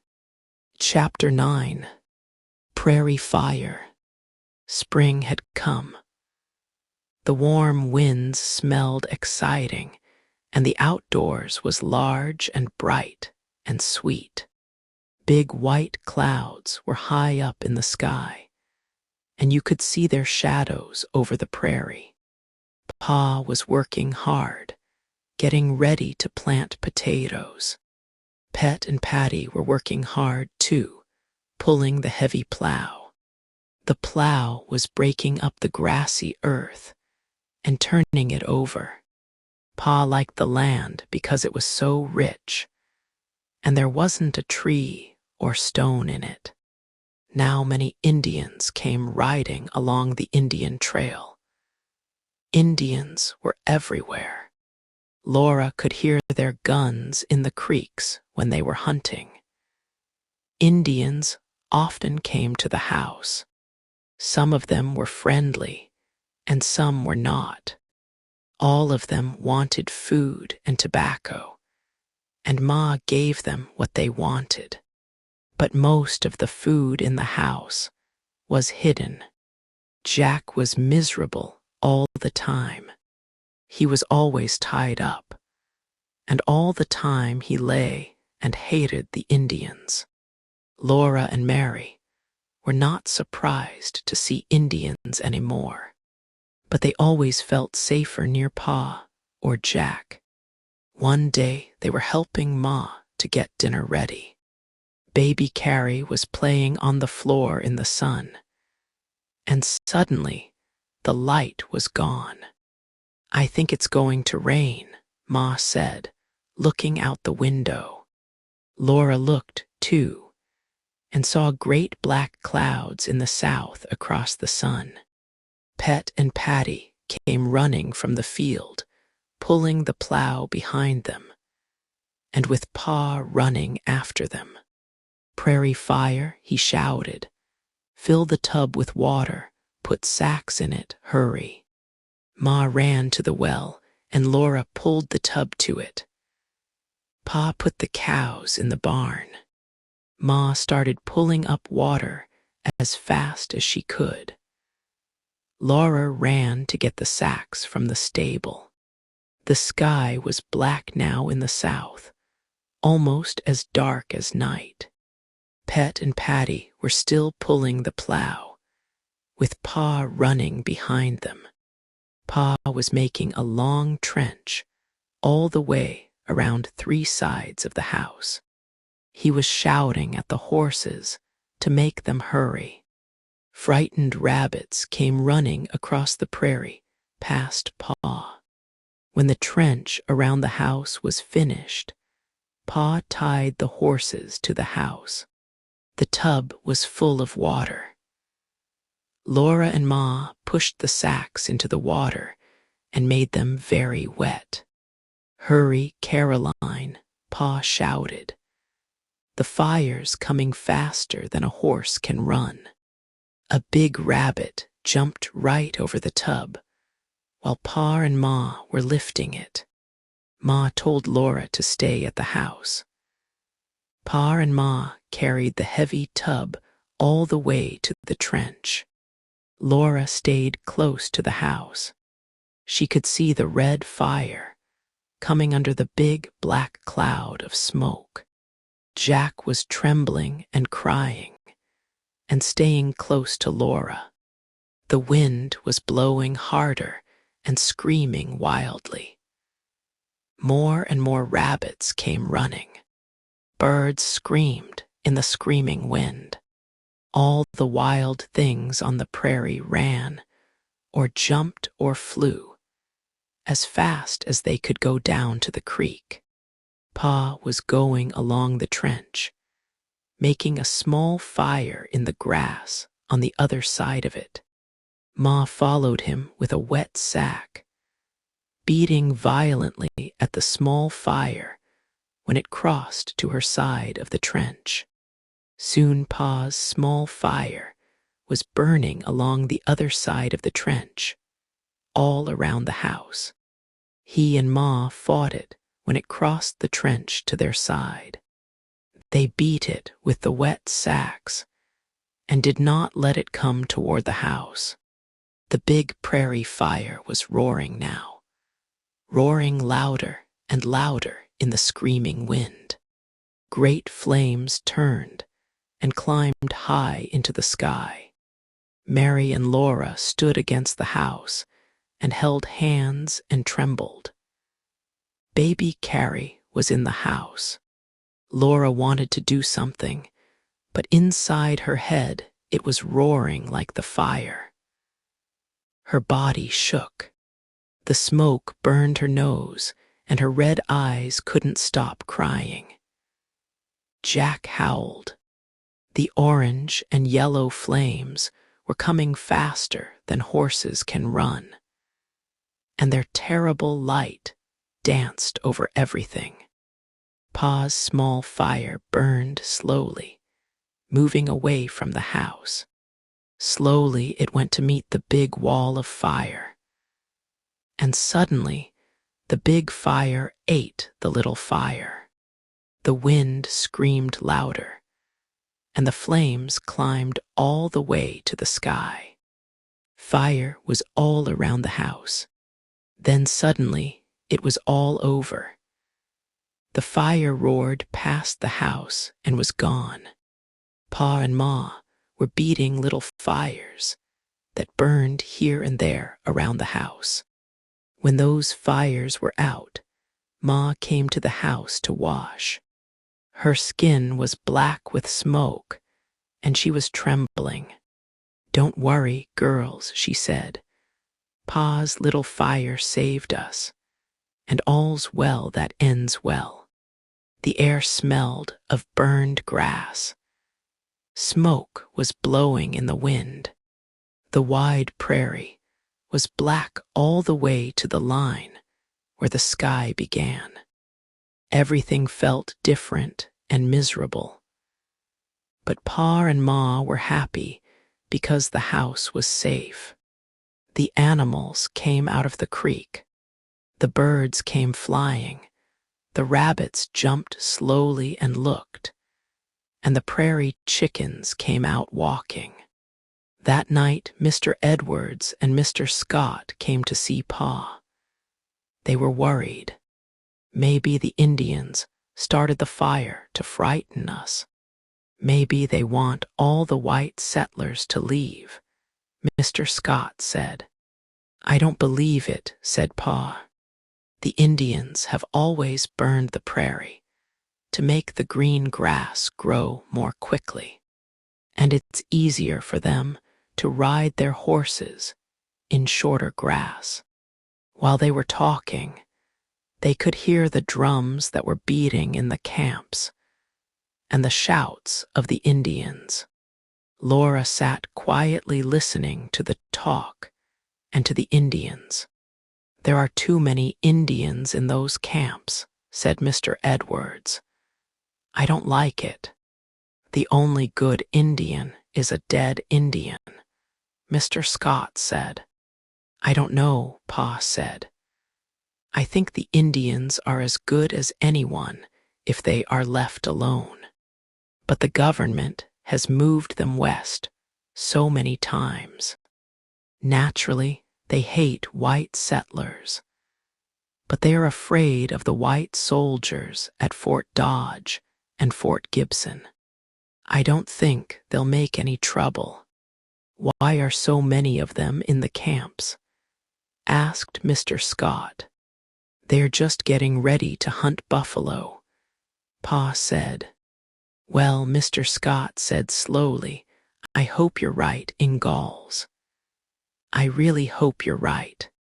Chapter 10. Indian War Cry. The next day, Pa worked in the field, getting it ready to plant the seeds. He came in at noon, black from the burned prairie, but he was pleased. He didn't have to worry about the tall grass anymore, but he began to worry about the Indians. More and more of them were camping near the creek. Mary and Laura saw the smoke from their fires by day, and at night they heard fierce shouts. When shadows began to fall on the prairie and the wind was quiet, the noises from the Indian camps grew louder and wilder. Pa shut the horses and cows in the stable and brought Jack into the house. No one could go outdoors until morning. In her sleep, Laura heard the wild noises and beating drums. One night Pa sat by the fireplace making bullets. Laura and Mary lay awake and watched him. "Why are you doing that, Pa?" Mary asked. "Oh, I have nothing better to do," Pa said. But Laura knew. He was tired from working in the field and wanted to sleep. No more Indians came to the house. Mary did not want to go out of the house anymore, so Laura had to play outside by herself. But she felt strange there. The prairie didn't feel safe anymore. Mr. Scott and Mr. Edwards, with their guns, came and talked to Pa in the field one day. At dinner, Pa told Ma that some of the settlers were talking about building a stockade. I told Scott and Edwards that it wasn't a good idea. If we need one, we'll need it before we can build it. And the worst thing is to show that we're afraid. Laura wondered why Pa was talking this way. Pa was never afraid, but she was. Every night the Indian drums beat faster and faster, and their cries got wilder and wilder. In the middle of the night, Laura sat straight up in bed and screamed. A terrible sound had woken her. Ma came quickly and said in her gentle way, "Be quiet, Laura. You mustn't frighten Carrie." The house was dark, but Ma was still wearing her dress. She had not gone to bed. Pa stood by the window, looking out. He had his gun. Then that terrible sound came again. "What is it?" Laura screamed. "What is it? Oh, Pa, what is it?" Pa said, "It's the Indian war cry, Laura."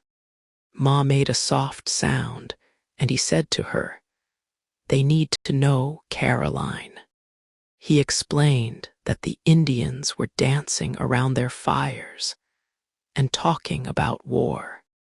"But I'm here and Jack's here," Pa said, "and there are soldiers at Fort Dodge. So don't be afraid, Mary and Laura." "No, Pa," Laura said, but she was terribly afraid. The drums seemed to beat inside her head. The wild howls were worse than wolves. Then they heard the sound of a running horse.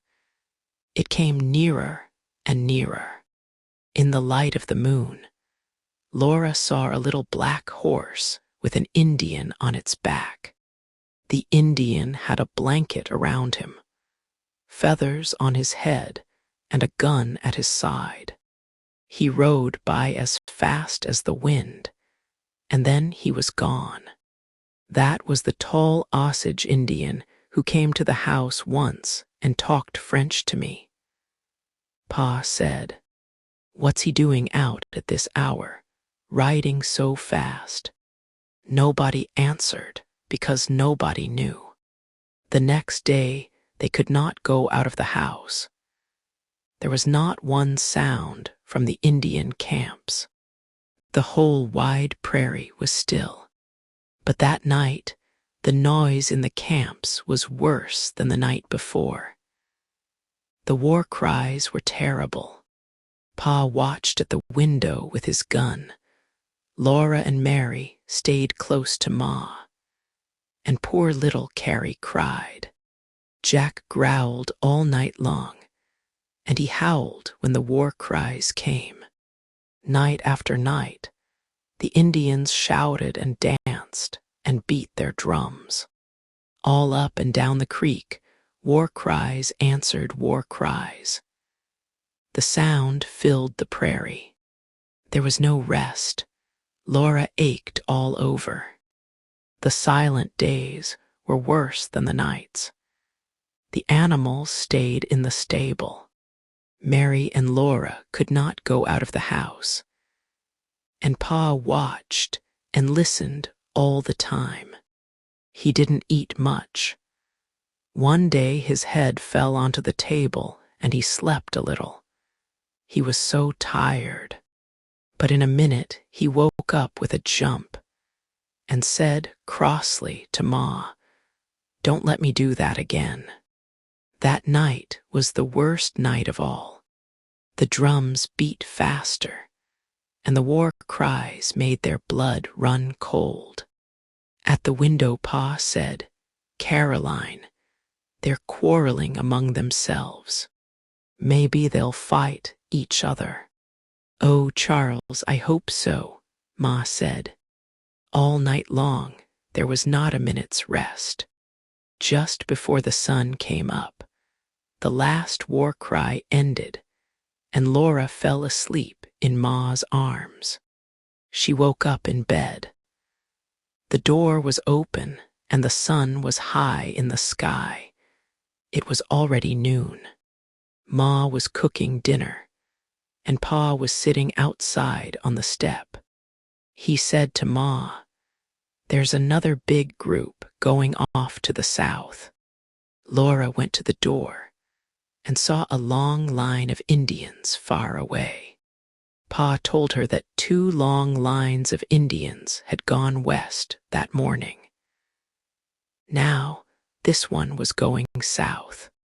It meant that the Indians had argued among themselves and were not going to hunt buffalo together. "Tonight we'll sleep," Pa said, and they did. They did not even dream.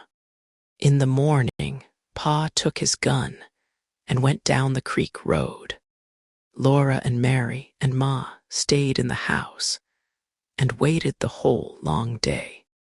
When Pa came back in the late afternoon, he said everything was all right. He had gone up and down the creek and seen many empty Indian camps. All the Indian tribes had left, except the Osages.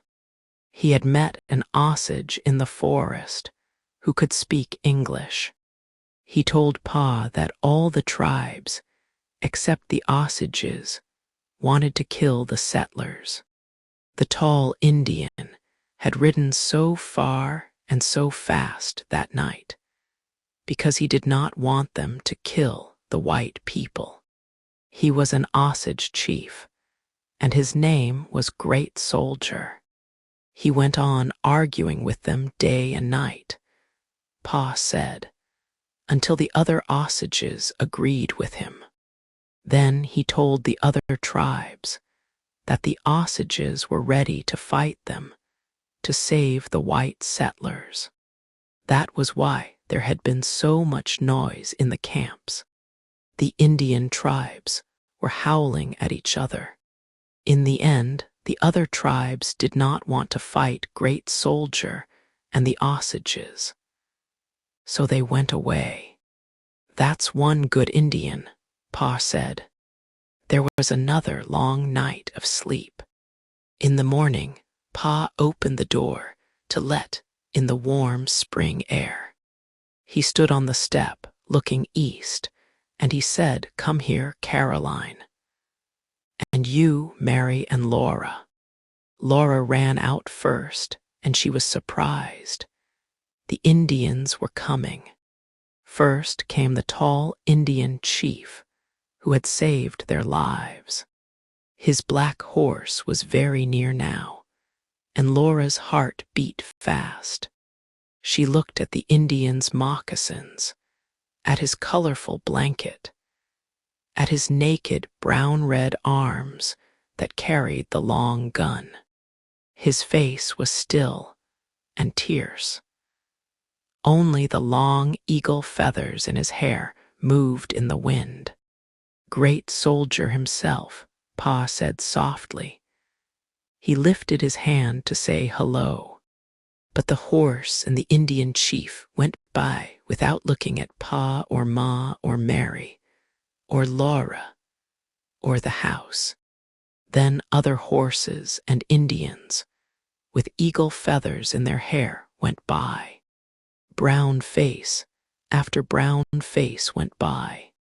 Bright beads shone in the sun, and horses' tails and eagle feathers blew in the wind. The women and children came riding behind the Indian men. Little naked brown Indians, no bigger than Mary and Laura, went riding by. They did not have to wear clothes. All their skin was out in the air. Their straight black hair blew in the wind, and their black eyes shone with happiness. Laura looked and looked at the Indian children, and they looked at her. She had a sudden wish to be a little Indian girl, to ride naked in the wind and the sun. Then Indian mothers came riding by with babies in baskets at the sides of their horses. Laura looked straight into the bright eyes of one little baby. Its eyes were black as a night when no stars shine. "Pa," she said, "get me that little Indian baby." "Be quiet, Laura," Pa said. The baby's head turned, and its eyes looked into Laura's eyes. "Oh, I want it," Laura cried. "It wants to stay with me. Please, Pa, please." "Quiet, Laura," Pa said. "The Indian woman wants to keep her baby." Then Laura began to cry. The little papoose was gone. She was never going to see it again. "I've never heard of such a thing," Ma said. "Why do you want an Indian baby, of all things?" "Its eyes are so black," Laura cried. She could not say what she meant. No one was hungry for dinner. Pa and Ma and Mary and Laura stayed by the door and looked at the long line of Indians until nothing was left but silence and emptiness. All the world seemed very quiet and lonely. One morning, the whole prairie was green. Pa hurried into the field with the horses and his plow, and Mary and Laura helped Ma plant the seeds for the vegetables. They were all so happy because spring had come. "Soon we'll have vegetables to eat and we'll live like kings," Pa said.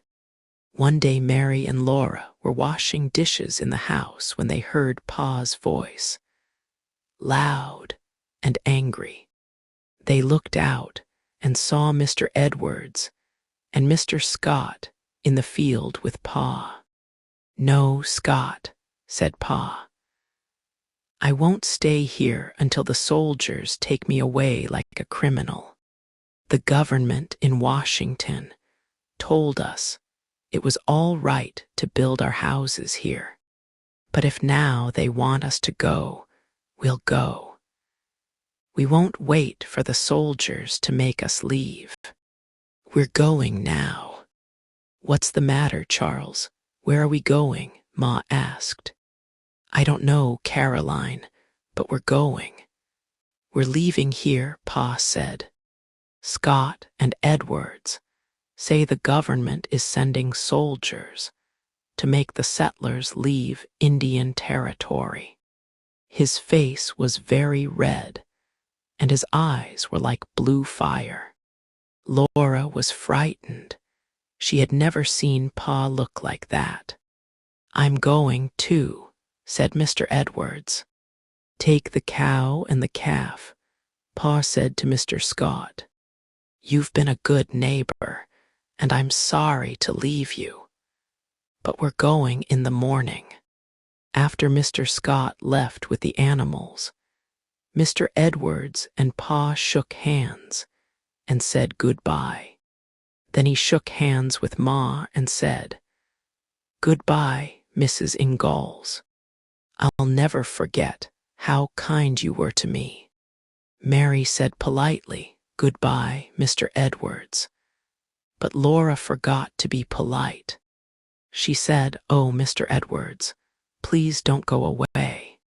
Oh, Mr. Edwards, thank you. Thank you for going all the way to Independence to find Santa Claus for us." Mr. Edwards' eyes shone very bright, and he went away without saying another word. Pa began to put the canvas cover on the wagon and Laura, and Mary knew it was true. They really were going away. Everyone was quiet that night. Ma looked sad and said gently, "A year gone, Charles." But Pa answered with a smile, "What's a year? We have all the time in the world." The next morning, Pa and Ma packed the wagon. First, Ma laid 2 beds across the back of the wagon. Then she and Pa packed the clothes, the food, and the dishes. The only thing they could not take was the plow. Laura and Mary climbed into the wagon and sat on the bed in the back. Ma put baby Carrie between them. Ma climbed to her place on the seat. Then suddenly, Laura wanted to see the house again. So Pa opened the back of the wagon cover, and Mary and Laura looked out at their little log house. Pa climbed to his place beside Ma and took the reins in his hands. Jack went under the wagon, and Pet and Patty walked away from the little house on the prairie. As far as they could see, to the east and to the south and to the west, nothing was moving. Only the green grass was waving in the wind. "It's a great country, Caroline," Pa said, "but there will be wild Indians and wolves here for many years." Pa and Ma were still and silent, and Mary and Laura were quiet too. But Laura felt all excited inside. You never know what will happen next, nor where you will be tomorrow, when you are traveling in a covered wagon.